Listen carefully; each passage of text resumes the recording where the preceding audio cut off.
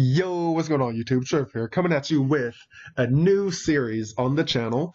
We are going to be analyzing the Gen 1 Pokemon games. So, mainly talking about Pokemon Red, Pokemon Blue, maybe a little bit of Yellow, just, I guess, as a comparison aspect of the first two games. But I'm not alone, because I am joined by a wonderful Canadian and another fellow American, Mr. Koolaidmoonwalk, and the Nintendo Network. So, you guys can introduce yourselves. One at a time, please. Kool-Aid, you go first. Okay. Well, since I'm Canadian, I'll go first, since I'm the nicer one. Okay.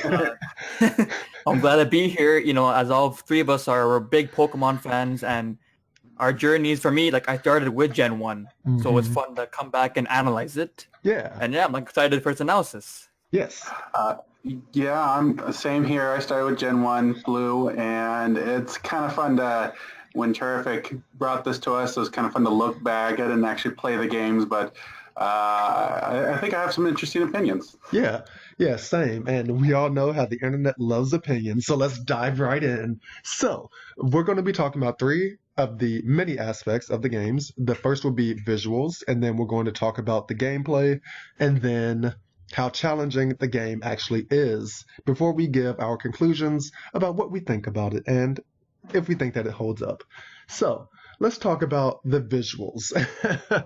And let's compare the visuals of the Gen 1 games to other things that came out at the time. And I feel like the visuals were I feel like they were pretty okay. I feel like they were kind of comparable. What do you guys think?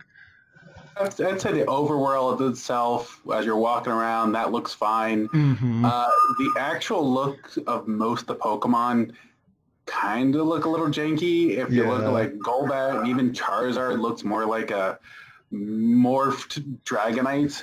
But I think that was just limitations, and you can also chalk it up to even stuff like I think they had a compressed development schedule, honestly, which we'll talk about later with some other things.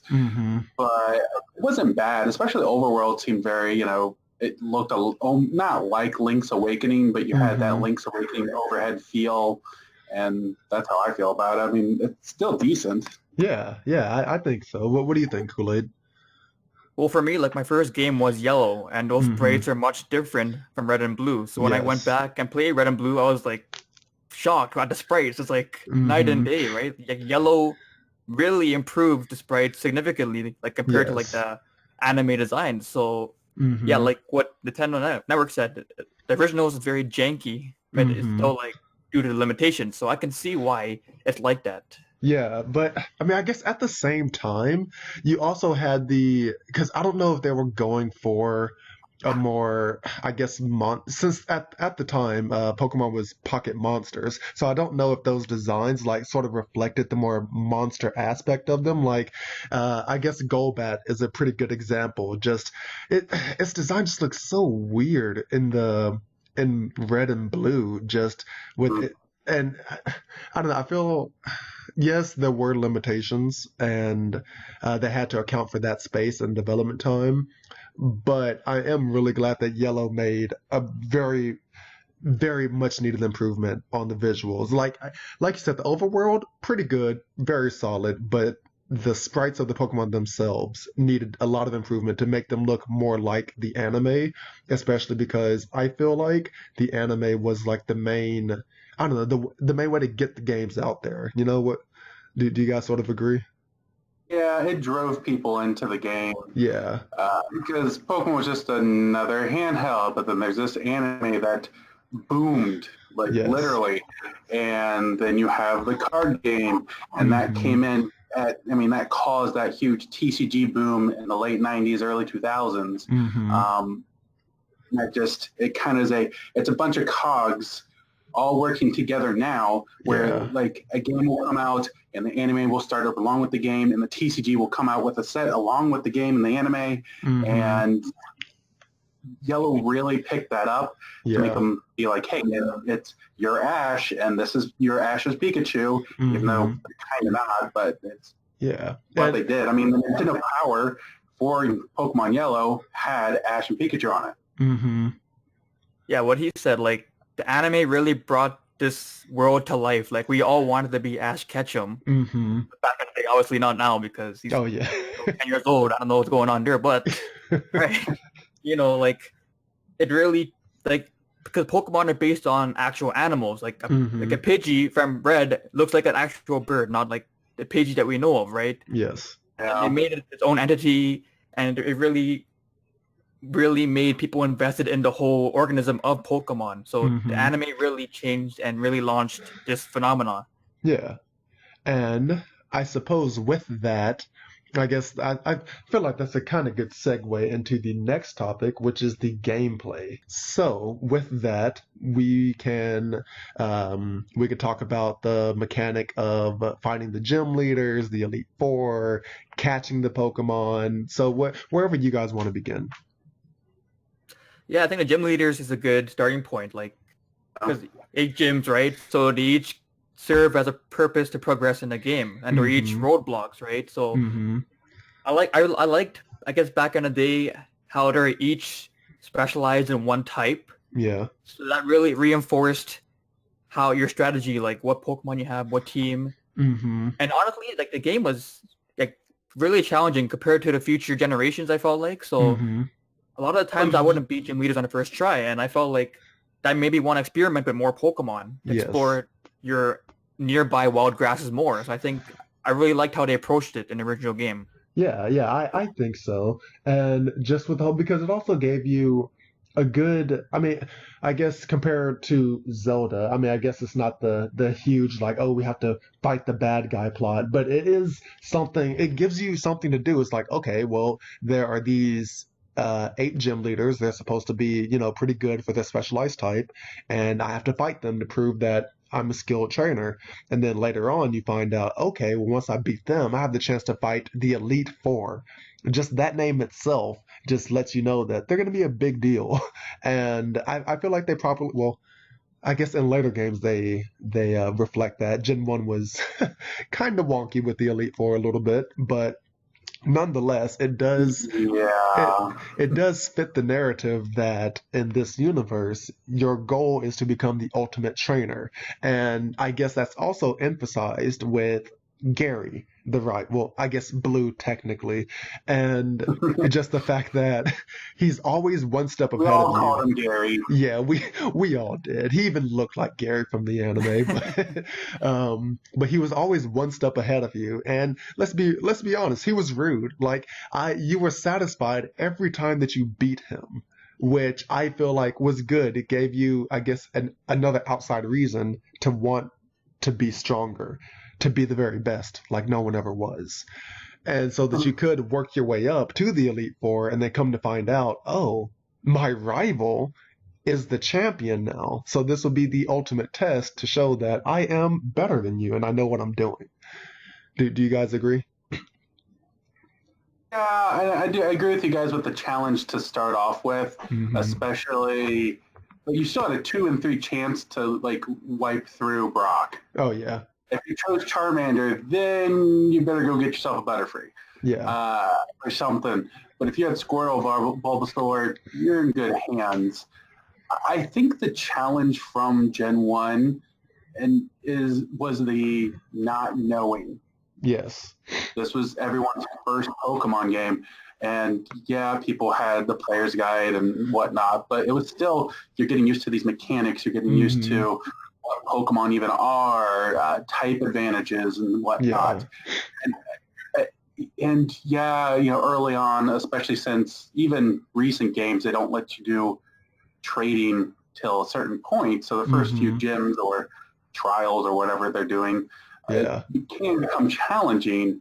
But I think everyone complains like Pokemon's not challenging anymore, but it's because we've been doing it for 20 plus years. Yes, exactly. And we know, hey, look, we walk into this gym, there's a bunch of rocks everywhere. I better go get myself a water or grass Pokemon. Yep. Yeah, I mean, you're definitely right. I guess the challenge aspect of the game was the fact that it was the first game, and I guess and the anime didn't do that good of a good job explaining like what's good against what. And so you had the people who, if they had the limited experience from the anime, which was kind of faulty, let's be honest, and they would go in and try to use that, it wouldn't work out. So I feel like yes, the challenge was, especially since, I mean, I don't know about you guys, but I never got the official guide that went with the game. So I would just be going in with whatever I picked up playing the game itself. And so having to figure all that out on my own definitely would have been a challenge. And uh, and I can speak from experience of me being like a little kid trying to beat Misty with my Charmeleon. Definitely did not work out, and I had to explore other options to finally get past her. And I guess Sabrina too. I mean, and I guess another thing that added to the challenge was, I guess, how buggy it was. Like the fact that psychic types were completely overpowered in Gen 1 because the only ghost type was part poison, and the best bug type move was what, Pen Missile, and only a couple things got it, and most bug types were part poison too. So That's where my Jolteon shined. yes. So yes. It was part really buggy. Yeah. To the point of, I vividly remember going through the Elite Fours, and when you get to Lance, I don't know if it's specifically grass poison, but his Dragonite and Dragonairs would only use agility on my Venusaur. Yep. Yes, I remember that because the glitch in the AI system, it would use whatever move was super effective, like type-wise. So since Venusaur was part poison, the game's AI triggered, and it was like, oh, psychic type moves are good against poison type, so it would just spam agility. So, so yeah, so I guess that's a good way to get back to the gameplay aspect. And yeah, the gameplay kind of buggy. I do know that I mean, it also led to some pretty cool exploits. Like when I got the Virtual Console on the DS and played Pokemon Yellow, I ended up getting a Gengar because I did exploit one of those glitches that randomly that's for a whole nother video. But the glitches, while problematic, did add an interesting aspect that people are still, I guess, still interested in to this day, which is kind of cool. So. Wasn't there a duplication glitch as well with Missing Now? Yes, I believe so. Oh, yes, Missing No. And then there's just Missing Now. Yep. Yeah, then there's just Missing No, which, again, oh boy, that's a whole 30-minute video on itself. But Can't wait for that one. I guess playtesting, what's that? I guess another aspect of the gameplay that I guess has become a little bit lesser known over these 20 years is the catching mechanic, and the actual how Game Freak wanted people to interact with each other and trade, which is why they released two different games with different Pokemon that you could find to sort of reinforce people trading and whatnot. Do you think that was done relatively well, or do you think it shouldn't have been done at all, or what are your opinions? Well, I think it was done well, honestly. Like, I remember, like, everyone had a link cable only for this game. They wanted to trade every like Pokemon they can, right? Everyone wanted to complete the Pokedex, right? And so, honestly, like, I don't know about you guys, like, I didn't have it, but most people had both versions of the game, Red and Blue. Did you guys have both? No, I did not. Okay. I just had Blue and then eventually got Yellow. I didn't have both Red and Blue. The only time I've had both was I got Gold and Silver together for, I don't remember why. And then I got Sapphire, and then I won Ruby in a tournament. Oh, wow, nice. So they're like, you can pick Ruby or Sapphire, and I'm like, Ruby, because I already had Sapphire. So beyond that, I've only gotten one of the two games. Gotcha. And this is I think it worked great back then and has worked for many years. And this is personal opinion. I'm done with the two games. They need to just make one game. It's with the GTS, with online trading, with it kind of defeats that original purpose. back in the day, it was perfect. Everyone had their link cables for one game. So, like you said, Kool-Aid just one game, which is hilarious. I think of all the Wii accessories I have for just one game. So Nintendo likes to keep doing that. Yeah, and I guess going back to that, like, and let's see, how do I want to put it? I'm trying to get the words together for it, but the whole aspect of trading with other people, I think that was just a good way to also get, just get people out there and find other people that interest you. I mean, of course, nowadays it's completely unnecessary with the GTS, like in Pokemon Sun, if you don't have a certain Pokemon, oh, go to the GTS, trade something random for it, or so I guess it has that aspect has been lost over time, but it was fantastic back in Gen 1. And then again, little old me not realizing that when it said area unknown in the Pokedex, that means you can't find it at all. Like I can't tell you how many times I went around the region trying to find a freaking Sandshrew. Whoa, we jumped a few games. but trying to find a Sandshrew just because I didn't know what that meant, like area unknown. What is it? Maybe it's just not. Because in my head I was like, oh, well, Professor Oak said that it was incomplete, so maybe he just didn't find what area that it's from. So let me go find it. So, so yeah, I think it was done pretty well, that whole aspect of it. So, I guess with that, let's get into our final conclusions of how we feel about the Gen 1 games. Do you guys think that they were done well? Do you think that they, I guess, still hold up nowadays? Or, I guess, what are your final thoughts? Well, looking back, it's amazing how Red and Blue really set the standard for the whole series. Like you said earlier in this video, they really haven't deviated from the original formula. Yes. So they got a lot of it right on the first try, and they built on that mechanic. Yes. So if there wasn't a Leaf Green or Fire Red, I would say going back to the original games would be a yes. But because of those remakes, a lot of the mechanics really haven't aged well. It's much more slower pace, dealing with all the inventory, HMs, nonsense, And I hate Victory Road so much because you had to move those boulders around. Moving the boulders is so clunky and annoying in that game. So in some aspects, it's aged well, but it's not necessary to play due to the Game Boy Advance remakes. Yeah, that's true. And I guess that was the reason for Nintendo coming out with the remakes. I guess multiple reasons why they came out with the remakes. One of the reasons for the remakes was nothing from Red, Blue, Gold, Silver could be transferred over. So to have a complete living or even a complete Pokédex, they needed those. Yeah. And then I don't know, they just kept doing it with Heart Gold, Soul Silver, which is an amazing game. Omega Ruby, Alpha Sapphire, which is something that came out. A lot of water.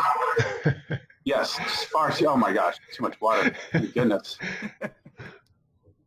Wind Waker looked like Hyrule Field from Ocarina of Time. Overall, I think, I agree with Kool-Aid. I think it's still a solid foundation for the franchise to start. Yeah. I don't think I could actually go back and play it, the original one, and enjoy myself like I did when I was a kid. Yeah. Just because, like you said, it's the pacing slow, the lack of options. I mean, it took a while to finally get good with the HMs, with how the franchise got better with the HMs, and that is still a chore in that game. Yeah. And like I said, it's the glitches, which can be fun to exploit, but at the same time, I still remember when I beat the Elite Four, it was so anticlimactic that I just literally just jumping around in front of me like an idiot. And I'm just leech seeding it to death. Yeah, so I guess that also, I have the same opinion. Like, yeah, the games were clunky, but it did build that solid foundation that we know and love today. Like, basically, it just prints money at this point for the Pokemon Company and for Nintendo. And so they did find a formula that works, and they definitely have improved on it. But as for actually going back to the games, I feel like other than for nostalgic reasons, like for once every few years when you just want to like sit down and play it again, yeah. But as for going back to it seriously, then no. Like we've advanced so much in technology and just gameplay aspects that there's not. I mean, hopefully I don't get a lot of hate for this, but there's not really a reason to go back to the first games, if that makes sense, especially with the remakes. Yeah, with those remakes, it kind of makes them a little bit mute because they've fixed most everything. Mm-hmm. But in 1998 or 7, I forget exactly when it was released, it was a great game. Like in that moment of the time, it's not like, oh, it's always been a bad game. It's not even a real bad game now. Yeah. It's just we've had 20 plus years of evolution for this game. Oh, yeah. We are leading into generation 8 of the games, which include so much. So each game tries. You can't say you got to catch them all anymore. It triggers people. Oh, yeah. Yeah, you can. All right. Well, I suppose with that, we're going to end off this analysis then. Make sure that you guys check out Koolaidmoonwalk and the Nintendo Network's channel, even though Nintendo Network does not need me promoting him whatsoever. But I'm not that much bigger. I'm still so small compared to like the big fish, like even medium fish. I'm still so small. But check them out. They don't do Let's Plays like I do. They do more of the discussion type of videos as like we did here, but they're more professional than I am with it. So check that out. I believe Koolaidmoonwalk is he's supposed to be working on a new video that he's releasing, so hopefully we'll see that soon. But he still has plenty of other cool videos to watch, a lot of speculation, and as for the Nintendo Network, he talks about a lot. Like I'm not even gonna try to like compromise everything that he does. So don't shut up is the problem. But their links will be down in the description below. Check them out, show them some love, and with that, I will see you in the next game analysis that we do together. Bye. You guys. Bye. Yep. Bye.